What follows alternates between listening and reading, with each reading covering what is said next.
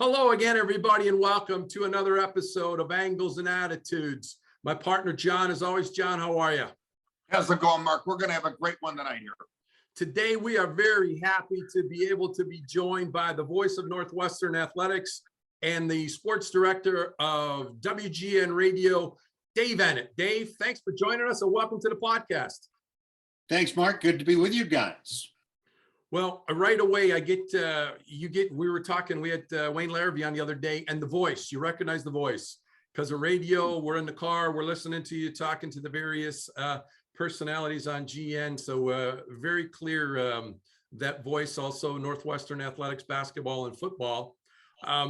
We try to unwind the story or whatever, but it kind of begins and ends with the Medill School of Journalism at Northwestern. So wearing the purple today, got Coach Fitz's jacket and hat. I'm going to turn it over to you and let you kind of spin that story.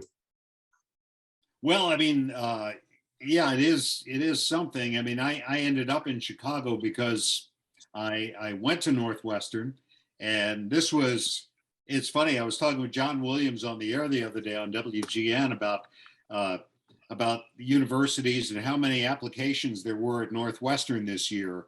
And the number was astronomical. And I grew up on the East Coast and wasn't really all that aware of Northwestern, and was all set to go to school out east, and came out and visited, and it was one of those perfect purple weekends in April. And, it was 80 degrees and sunny the whole weekend. I was visiting the campus. I'm like, this looks like a great place to go to school.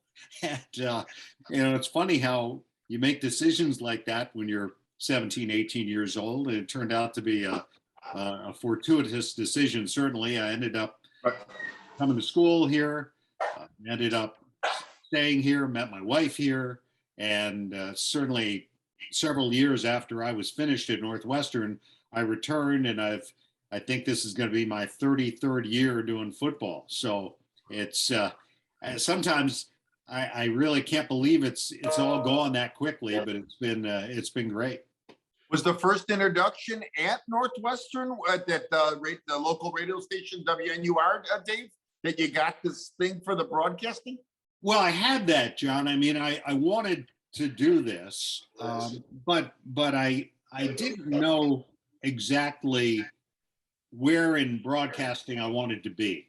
At one point in my life, I probably wanted to be more on the entertainment side. And then I wanted to be on the news side, which when I was in school, it was during Watergate.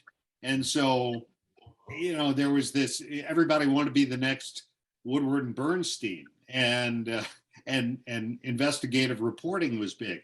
But I always had a real soft spot for sports, and really, I think it was leaning that way. And when I was first working in the business in Chicago, I was working at WBBM and in the newsroom, and I was working in news. And quite frankly, hard news was tough. I mean, some of the stories were tough to deal with. And I said, the sports is a lot more fun. And that's kind of, at that point, I sort of made the decision to veer off in that direction. Well, a great decision, but you were talking about how things, so you said April, 80 degrees, tomorrow is April, 26-degree wind chill. So what you're telling us, Dave, is if you'd have made a visit today, we wouldn't be having this interview right now, right? Well, I will say that I don't think I've seen a weekend in April like that, and I've lived here now for almost 50 years. So, yeah, I mean, who knows? Look, it's a great institution. It's a great school. I'm glad for whatever reason that I chose to come here and make it my home and raise my kids here. And certainly it's turned out to be a great place to have a career. Well, and we're really glad because I know you said 30 years and it's hard to believe. John and I are north or south of 60 by a few days or a few clicks on the demographics wheel there.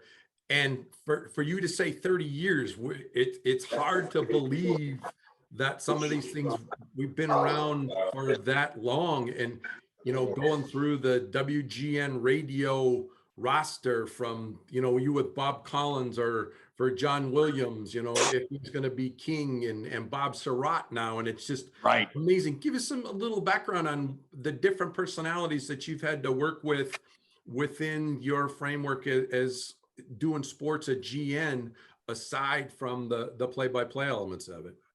Well, the first person that I was on the air with, and just to kind of make the story short, I left WBBM and I went back to Washington, D.C., which is where I grew up, for 1 year to work and covering they weren't the Washington Commanders then. The Redskins. Yeah. But I was doing the morning sports there for the NBC station in Washington, and really, I mean, I had a good time. I thought, would I ever get the chance to go back and work in my hometown? So I took the opportunity. I was young, but the long story short, the station was sold. They turned out the lights on us after 1 year after I was there. And so fortunately, I've been good friends with Chuck Swirsky, who was at GN, and he and I had stayed in touch. And I wanted to come back to Chicago. I missed Chicago. My now wife was back here, and it was really, Washington's a great city, but it's not the sports town Chicago is. And so I really wanted, and for the media, I mean, it's a different kind of media town. So I wanted to be back here. And so I worked with Chuck to try to get a chance to come back to and work at WGN. And I came out and interviewed with Chuck and with Dan Fabian, who was the program director at the station, and with Wally Phillips. Yeah. And they had me work a week on Wally's show in 1984 when the Cubs were in the playoffs against the Padres. And Wally was wonderful to me, and I had a great time doing it.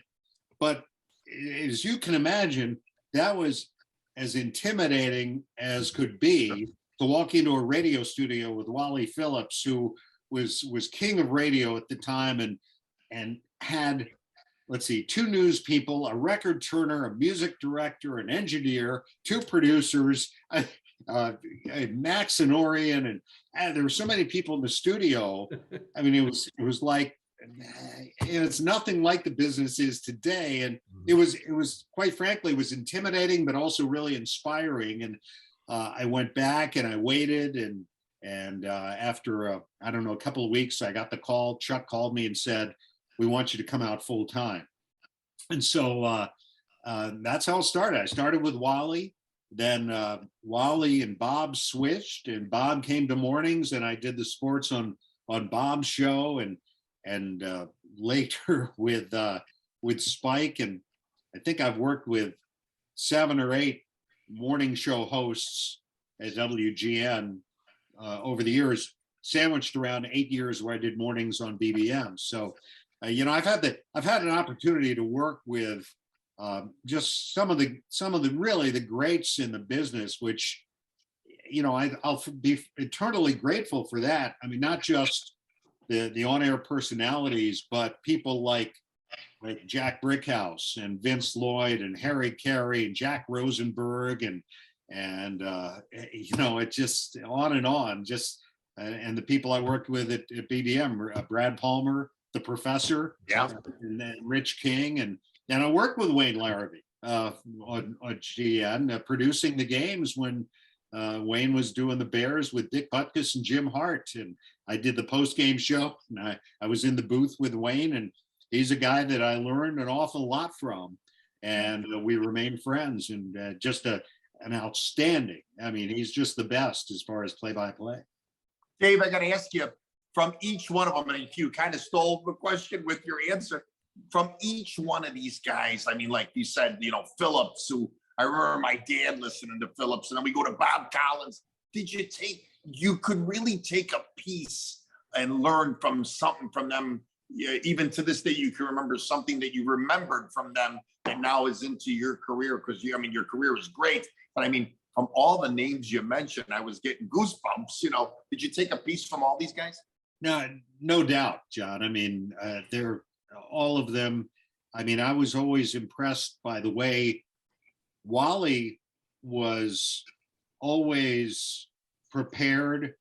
I mean, I didn't see this. I wasn't there with him, but he went and had breakfast at a coffee shop on the north side before we were at WGN on Bradley Place at the time. Radio and TV were both there, and he would go and have breakfast, and he was in a coat and tie to do his morning show. You never see that in radio anymore. But Wally was always gracious to everyone, and as a result, and again, radio's changed a little bit. It's hard to do this now in radio today, but Wally could get anyone in Chicago into his studio in the morning to do his show because he had such reach. And Bob was the same way. Bob approached it a little differently. He was less buttoned up than Wally. I mean, he was not wearing a coat and tie, I'll guarantee you that. And and he was having a good time. I mean, that's how when he was doing the afternoon show, I think you heard his personality develop. And Orion Samuelson tells the story that when he first heard Bob, he thought that was the end of WGN, and yet they became the closest of friends. And Spike, when he first got, I was on the air with Spike the very first time he was on WGN. They had him do a show at night. It was like 7 o'clock, just sort of to get his feet wet. And I was there, and I went in the studio with him, and no one had any idea how big a star Spike O'Dell was going to turn out to be. I mean, maybe wow. Dan Fabian, who hired him, did, but he was new to Chicago, and obviously he came in the toughest of circumstances, succeeding Bob on that morning show, and just did an unbelievable job. But those guys, it was how they treated people, how they interacted, how they had fun, while they could shift gears from having a good time to being serious when there was a news story that required it. And I see that with with Bob Surratt today. I mean, he's the same way. He's a guy who likes to have a good time on the radio, but he's talking to a guy every morning who's over in Lviv, Ukraine, talking about what's going on over there. So he has the ability to shift gears, and plus he's a newsman for all those years.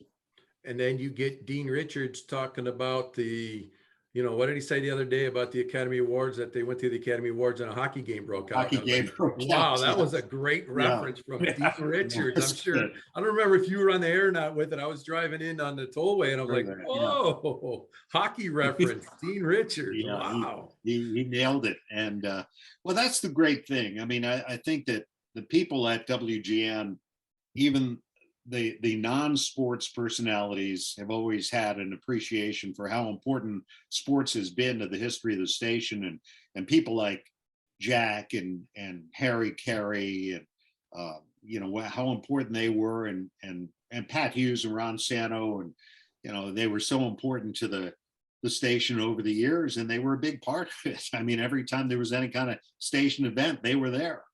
So that I think that kind of underscore just how important it was. I mean, look, we carried the Cubs for 90 years. And so even though it was tough when it ended, I think that there's still a connection there, just from the fact that WGN had so much to do with the growing popularity of the Cubs back in the 80s, with the Superstation, with Harry doing the games, and of course with GN Radio, and people coming in from all over the Midwest to Wrigley Field. And to think at one time, GN, covered all the sports here in Chicago, from the Bulls, the Blackhawks. And I still remember in the late 60s with the White Sox and the Cubs, watching the Cubs during the day and the Sox at night. So yeah, you're right when you say the connection will always be there. Well, yeah, no doubt. As a born and raised Chicago sports fan, WGN might be a little bit better off than everybody else right now, based on what some of the local teams are offering up in terms of their production or lack thereof on the field. Although I have to admit, we brought this up, I think we were talking to Wayne Larrabee about it too. The Bears are the most entertaining when they're bad, because you have to listen to GN to see if OB is going to have a coronary and whether or not somebody can talk him out of it, right? I mean, OB is 100% no filters. We got to OB needs to be on cable, because that would be the most entertaining of all. Well, we kind of tried that for a while. When it was CLTV, they were doing a simulcast with Hamp and OB on Sundays. And, I think you have to really be in the studio with them to fully appreciate how passionate those guys are. And look, I'm not there on Sundays usually with them, but sometimes OB will come in during the week, during the season to tape a commercial or something, or do some business, and we'll sit down and talk. And you can just see this is a man who absolutely loves that franchise. And at the same time, he gets infuriated when they don't do what he feels they need to be doing. And look, Dan Hampton's the same way. It's just that OB is even more old school than Hamp is. Yeah. Expresses it a little bit differently. Yeah. The passion is coming out of him. The passion, look, and I think if you think about when OB played, when those guys played, it's not like they were getting rich playing football for George Halas. They were playing, they were being paid, and they gained fame, and they won a championship, but they were still playing for the love of the game. And I think, and Hamp too. I mean, look, I think that 85 team, those guys, they loved football. They loved winning. And I think it's hard for them when they see that franchise struggle the way they have for so many years. That's probably the biggest thing that is the takeaway is, they pride themselves on wanting to be a big market, and the thumbs down on the Packers and Green Bay being a backwards town, only 125,000 people. And then you look at the facilities, the stadium, the winning and all, and there's a level of obviously frustration, and you kind of come away with like the arrogance that you guys haven't won anything in a long time, and you kind of position yourselves in a certain way, and it's just not happening. So, but yeah, those guys, like, you look at the tape on the knuckles, the blood, and all those other things. And, Larrabee brought up Dick Butkus's role when Butkus came on was just to yell, right? I mean, he said they had Jim Hart was all quiet. Larrabee's going to do the games, but the infusion of the passionate fan, that's what they brought Butkus in for. Don't worry about it. Just let it go, Dick, right? Well, you know what they had done, Mark, was Washington had run a 3-man booth, the play-by-play guy, Frank Herzog, Sonny Jurgensen, who's the great quarterback, Hall of Fame quarterback, and Sam Huff. Okay. Right? You remember the TV show, The Violent World of Sam Huff. I mean, the linebacker. He was the linebacker, yeah. So it was that same. So when Dan Fabian was putting together that Bears booth, got a great play-by-play announcer in Wayne. He got the ultimate Chicago Bear and a linebacker, Dick Butkus, who personified the Bears, and Jim Hart, who was from Chicago, from the northwest suburbs, had played most of his career, obviously, for the St. Louis Cardinals, but he was sort of the voice of reason in the booth, and Butkus was the emotional one. And I was in the booth with those guys. I'll never forget, because Dick Butkus, as tough as he is, and his image, and he's got the look. He was the toughest guy you'll ever see on a football field, right? But we'd be in the locker room, and I think the only guy I ever saw maybe not intimidate Dick, but that he would be a little kind of quieter around was Mike Ditka, because we would go in and tape the pregame show with Mike, and Dick would kind of push me in first. Really? Yeah, but he was the best. And Butkus was funny. He was, he loved being around the team. And I've told this story before. The day of the Super Bowl, we're in New Orleans, and we would tape the pregame show with Ditka.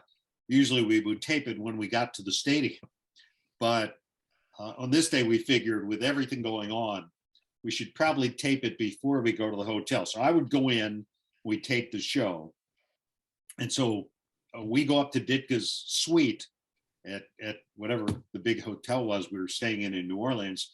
And so I go up there with Dick, and Dick is in there. He's already dressed in his suit, and he's got the pregame show. The 5-hour pregame show is already on, and he's watching that. And he seemed as calm as could be. And so we do the pregame show, and then I said to Dick, I said, yeah, we're not that far from the Superdome. I said, why don't we walk? And he said, yeah, let's walk over. It's a nice day, so we're gonna walk over to the Superdome. So we're walking. I don't know New Orleans. That's the only time in my life, guys, I've ever been there. And I'd like to see it again because it was a tough week to be there. It was crazy. But we're walking back on these side streets towards the Superdome, and traffic's kind of gridlocked. And all of a sudden, cars start honking their horns. People are leaning out car windows, and I realize everybody sees, here's Dick Butkus walking to the Super Bowl to see the Bears play. And Dick was like, hey, Butkus, they're going to win it for you, you know? And he's like, he's turning and waving and smiling. And I actually think for a guy who got so much attention everywhere he went and was always, people were always asking him for autographs or whatever, I think he genuinely appreciated the fact that on this, the biggest day the franchise had, that people were recognizing him and saying, hey, Dick, go get him. You know, and it was a really cool moment. And years from now, that's one of the things that stand out to me about that day. Well, Dave, in and out of the booth, the same guy, Butkus? I mean, if you saw him today, the same guy in and out of that booth? Yeah, you know what? It's funny. I haven't seen him in a long time. I ran into him in Champaign. He was there for an Illinois Northwestern football game a number of years ago, and I ran into him in a restaurant nearby. And he was the same guy, and you know, obviously he loves Illinois and has stayed close to the program there. But he could not have been nicer. I'll never forget. We're in Lambeau, and my wife came up for the game. My wife is dark hair, and we go in the booth, and I introduce her to, I mean, she knew Wayne, and I introduced her to Jim. I introduced her to Dick, and Butkus looks her in the eye and says, hey, weren't you a blonde in Oakland? And it was like, that was like the perfect line, right? And she laughed, and I laughed, and you know, it was just one of those. It was, I'm sure he's used that line many times, but it was just, he had a great sense of humor, and he was just a good guy to work with. I'm sure his delivery was dry. You didn't expect that there wasn't a lot of fanfare with it, but he nailed it. So you're working at WGN, pro football, Cubs, all that stuff. You get to your alma mater, and you're the voice of the Cats. And we have gone almost 30 minutes with no Go Cats. So I got the first Go Cats there for Coach Fitz. But talk about the evolution of the program. We'll start specifically the football program. The facility out on the lakefront is amazing. Just absolutely just phenomenal. You know, we're big Notre Dame fans here as well. So we've been to the campus, and then we saw that the facilities at Northwestern are unbelievable. They really are. And it's night and day from what it was when I started, guys. And my first season doing the games was 1990. And I started doing the games over on BBM, and they had gone 0-11 the year before. And they were on WGN in 1989. GN dropped them going into the 1990 season to pick up Notre Dame, which had been on, basically the stations switched. They swapped the teams. So the guy who actually was producing the games and had working for this company that owned the rights to them was Lou Canellis. So you guys know Lou, right? So Lou, Sure. Lou, I'd known Lou for a long time. Lou calls me up, says, hey, is there any chance you guys would pick up Northwestern football? And so we ended up doing it. And I was going to do it for a year. And so that's now turned into 33. But they were coming off 0-11. The first game I did in 1990, they played Duke at what was then Dyke Stadium. I think Duke scored with 30-some seconds to go to win the game. And I was like, oh no, this is going to be a tough one, isn't it? And they ended up, I think, winning 3 or 4 games that year. But it was, it was a struggle. They had trouble drawing. The stadium was in rough shape. The facilities were poor. I mean, they really, they were struggling. It was Francis Pay was the coach at the time, and so the second year, it was kind of more the same, and I think everybody understood that Francis was under the gun, and that was the year that they played Ohio State in Cleveland. They sold a home game against Ohio State to Cleveland. They played at an old municipal stadium, the Mistake by the Lake, right? So they're playing Ohio State in Cleveland, and it's Northwestern's home game. So I think this gives you a kind of in a nutshell where the program was. They have the N painted on the center of the field. They have Northwestern painted in the end zones. They have the Northwestern public address announcer, the Northwestern marching band. It's a Northwestern home game. And when the public address announcer says, "And now please welcome your Northwestern Wildcats," there's 50,000 people booing. And then the Buckeyes come out, the place goes crazy. And it was, I will always respect Francis Pay. I remember asking him on the pregame show, I said, how do you approach this? You're going to be facing kind of a hostile crowd and it's your home game. And he said, this is the hand we're dealt and we're just going to make the best of it. And that's kind of how he approached it. But so fast forward, that was 1991. At the end of that year, they let Francis Pay go and they end up searching for a new coach, and they hire Bill McCartney's offensive coordinator at Colorado, Gary Barnett. And he wasn't a household name in Chicago, certainly. And he took the job, and he tells the story that he wasn't sure right up to the second he accepted the job whether he was going to do it.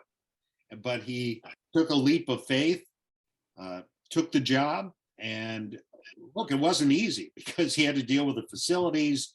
He had the guys that Francis had recruited. Now he had to get them to buy into his way of doing things, and then brought in his own recruits. And there's always a transition period there that can be kind of uncomfortable, but gradually his first season, they won 3 Big Ten games. They lost to Notre Dame at Soldier Field, his very first game.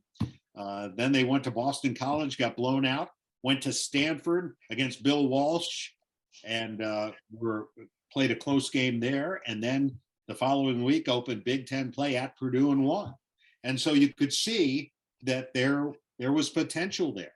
And it took a couple of years. By 94, they were competing for a spot in a bowl game. They kind of tailed off towards the end of the year, but you could see they had potential. And then 95, the history has been told many times. 8-0 in the Big Ten. They opened with a win over the Fighting Irish. They won at Notre Dame. They won at Michigan. They beat Penn State. They went 8-0 in the Big Ten.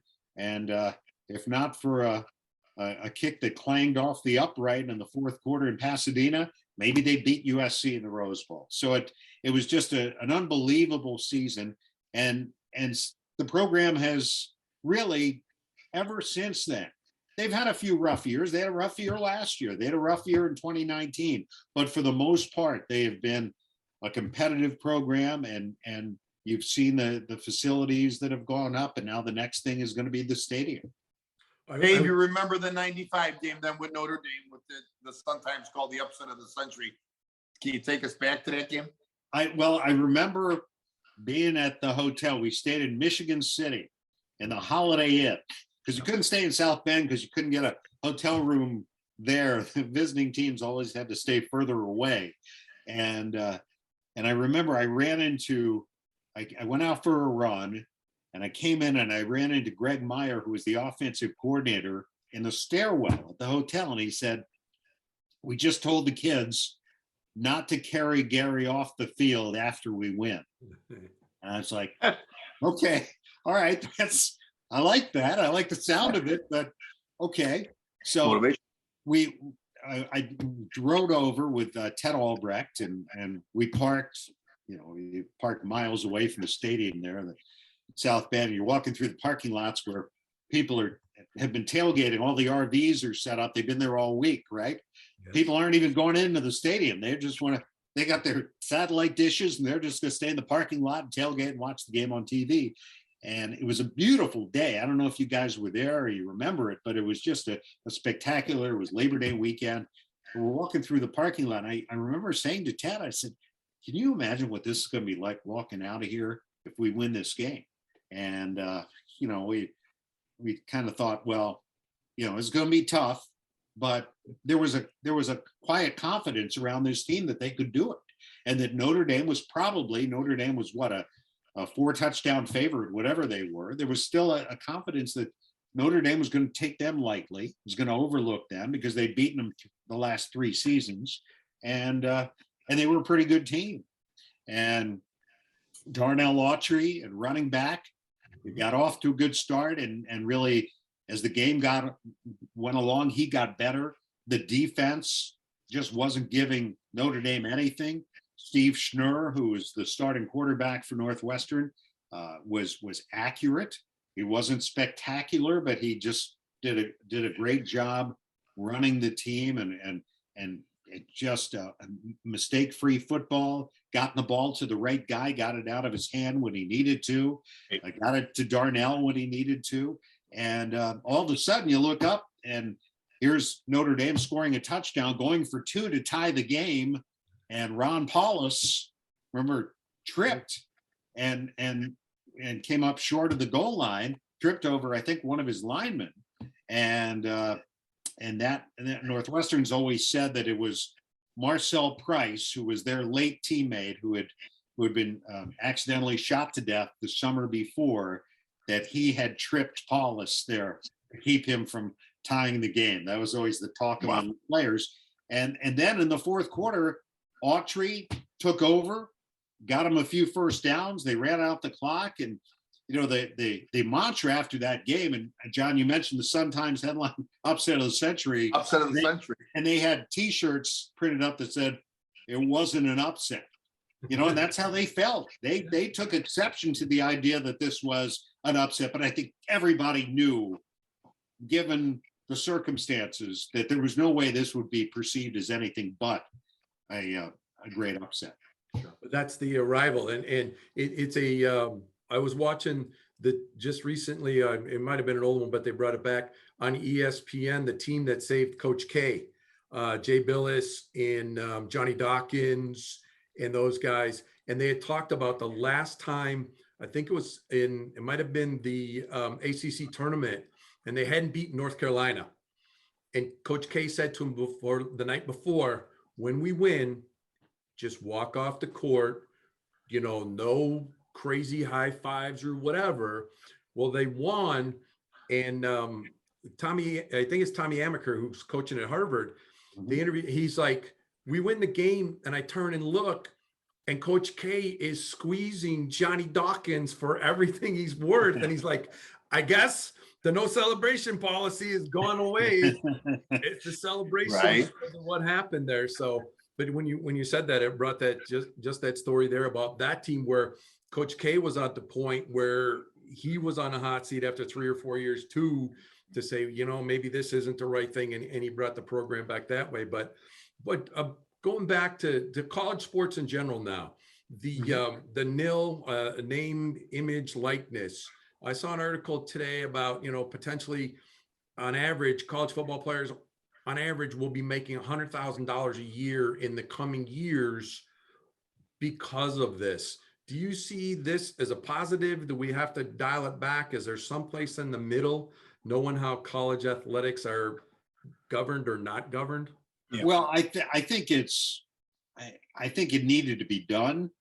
I think it's a positive. I think the problem is right now it's kind of the wild, wild west, right? I just don't think anyone's really figured it out. And how do you do it in a way that's equitable, that doesn't create this shift where you really get the haves and the have-nots, which that's always existed in college athletics. It's always existed in the pros, but there has to be a way to share the wealth to make sure that you don't have programs that are setting these kids up with these basically pro type deals, and other schools don't have the means or the support system to compete with that. I don't know the answer to that, Mark. I mean, I don't know how they're going to figure this thing out. But I just know this: from the day it started, it just struck me as, well, not every college athlete is going to suddenly strike it rich because of NIL, and not even every player on a team is going to strike it rich. Right. I'm sure it's going to be great for the star quarterbacks. Maybe a Spencer Rattler, in Oklahoma last year might get a deal right away, or the quarterback at Alabama might get a deal. But what about the third string offensive tackle? Is he getting that same deal? And what is that going to do on that team? You would hope that guys understand that's the reality of it. It's always been that way. It's always been in the NFL. The star quarterback's going to get the $150 million contract. It's going to be a lesser deal for guys who are perceived as less important contributors. But I mean, how do you legislate it? How do you make sure that it's above board, and it isn't just going back to the way it used to be, where schools were paying guys under the table? I don't have the answer to that, but I think that and the transfer portal are things that college athletics are going to have to figure out. There'll be under a lot of growing pains and scrutiny, I think, David, for sure. I think so. I mean, look, if I was a college athlete, I'd be thrilled. And it's great. I'm happy for those guys who somehow got a sponsor for their social media accounts, and they're making a few bucks for the local pizza joint to promote them on their Twitter account. I get that. That's fine. But there has to be some sort of government for this, and some sort of regulation, because you just can't. And there is, but it's just, I don't think anyone's kind of figured it out yet. And I think that's the big issue. And I appreciate the answer, because I was reading this morning, there was a woman on, and I can't remember which team she's on one of the Elite 8 basketball teams, and she made a steal and scored a basket for the lead. And the next day she had a t-shirt with her likeness that said the steal and the lead. And they were cranking out t-shirts at $25 a pop. And all this girl did was she stole the ball and made a layup. And now, she's a mega star on a t-shirt. But the other element then, a shift in the balance, right? A kid's looking at going to, I don't know, Iowa, even a Northwestern, or he's going to go to Notre Dame, and they're going to say, well, Notre Dame's going to be on TV 7 times. And here's, the number of people are going to see you. So your brand, even if you're maybe the second string guy, or all the way back to the days in the NBA when the guys on the bench had certain gym shoes on so they could get their shoes, even though they weren't playing, but they got their ad. So obviously, like you said, there's some work to be done to try to figure out where that all lands. Well, I believe that part of it, the TV part of it, is less of a factor than some might think. And here's why. Every game's on TV now. Okay. Now, granted, not everyone has a deal with NBC like Notre Dame, where every week where they're going to be pretty much. I mean, some of their games might be on another network, depending who they're playing. And maybe a MAC school is going to have theirs covered on a different network that reaches fewer eyeballs.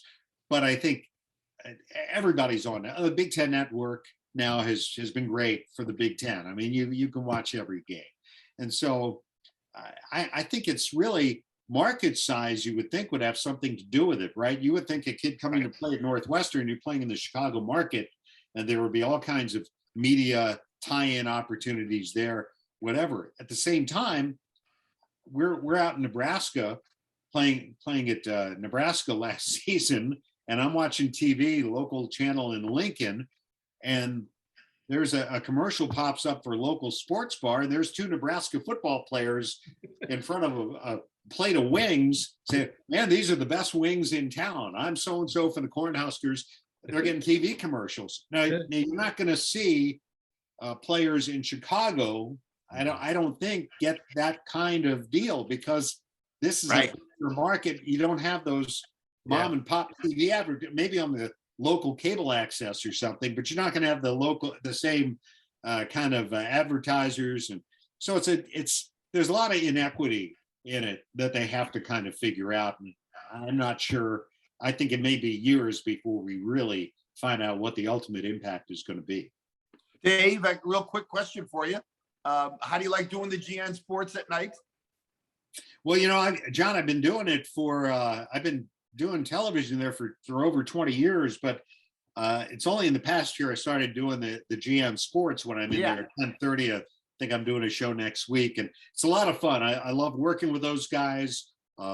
Usually I've been on, of course, Chris Bowden and I worked together for years, both at GN Radio and then at BBM Radio, and he succeeded me at BBM when I left to go back to GN, and then he was doing Blackhawks for us on GN Radio for a number of years, and now he's been working over there as well with me, and of course Dan I've known forever, and Lauren Majera, Jared Payton, Josh Fryman, they're all great, and we have a good time. I like doing that. It's show. a great lineup. It's a great lineup of sportscasters. Well, and it gives you a chance to kind of when you have your whatever it is, 2.5, 3 minutes to do a sportscast, you don't have a lot of time to weigh in and offer an opinion here or thoughts on what might happen. Or it's nice to get the opportunity to expand a little bit. And I think that show, you get that opportunity.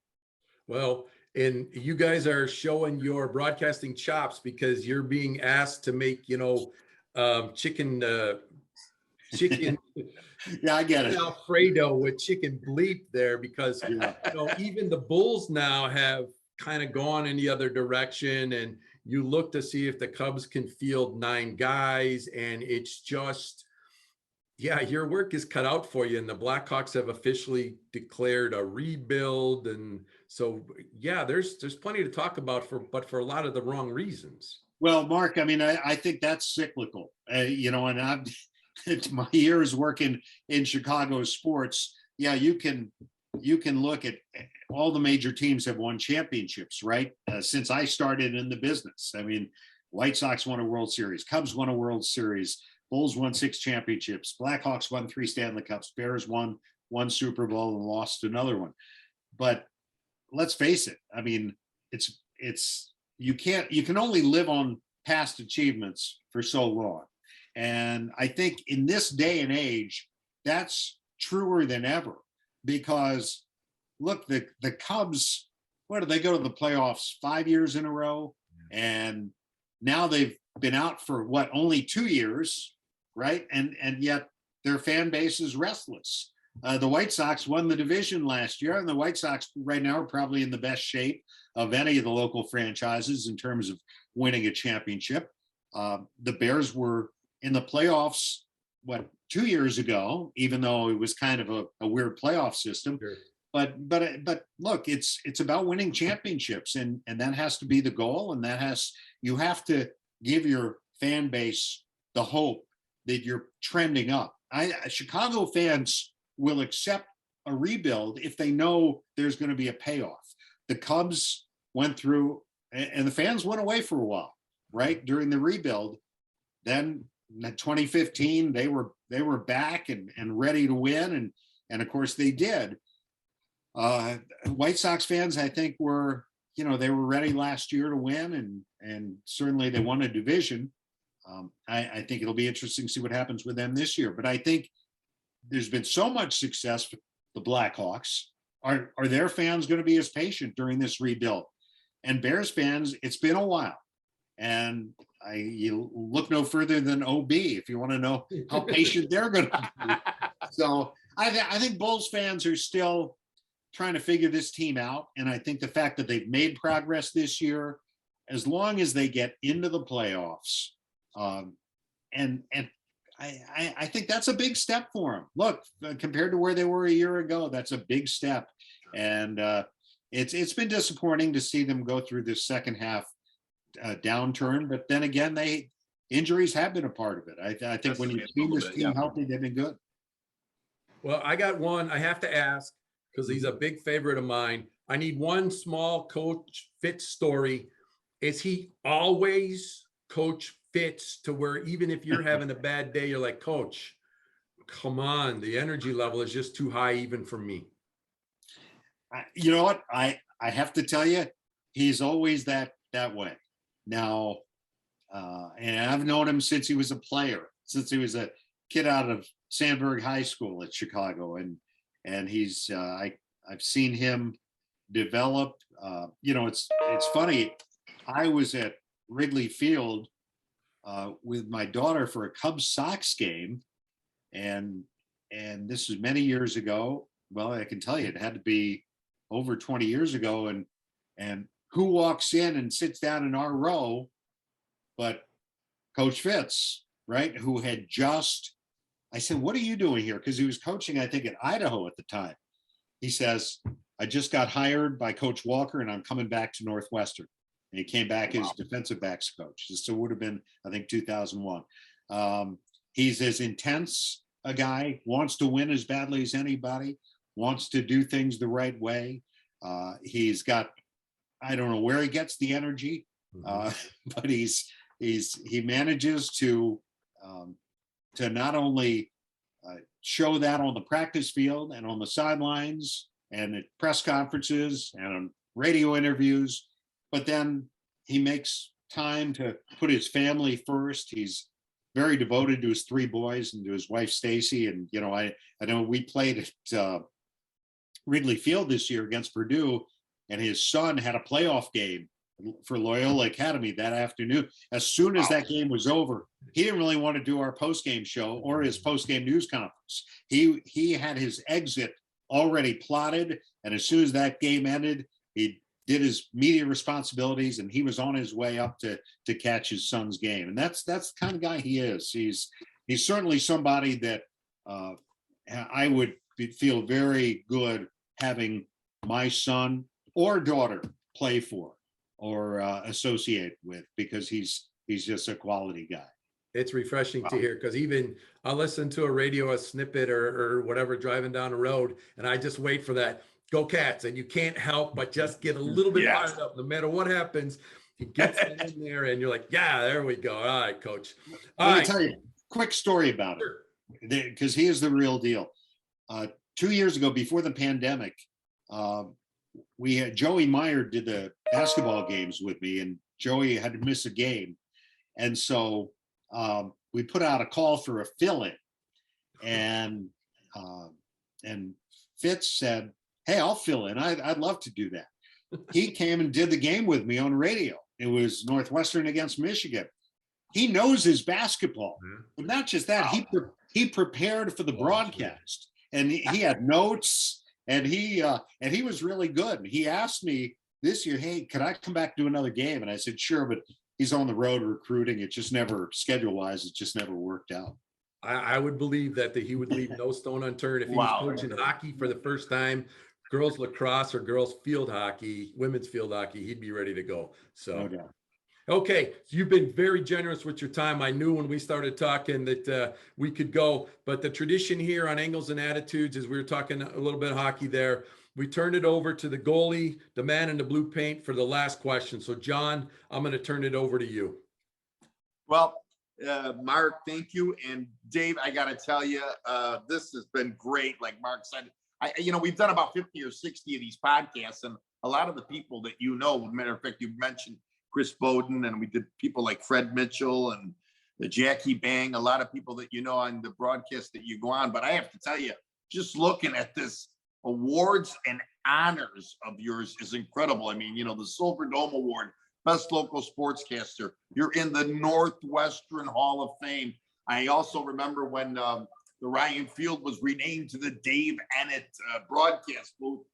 And of course, being on that WGN Walk of Fame there in 2015. Dave, really, for me tonight, I was just love listening to the stories. And like Mark said, in that first half hour here, we hadn't even gotten to the Northwestern part, but I really want to thank you for coming on with me and Mark here on Angles and Attitude. This was not only an honor, a pleasure. And my friend, thank you so much. And what a great career you have. And don't stop working. We love you.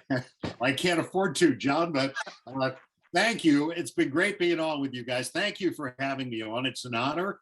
And anytime I can do it again, feel free to give me a shout. For sure. We appreciate it. All right, so I got to do it. Go Cats. Go Cats. Go Cats.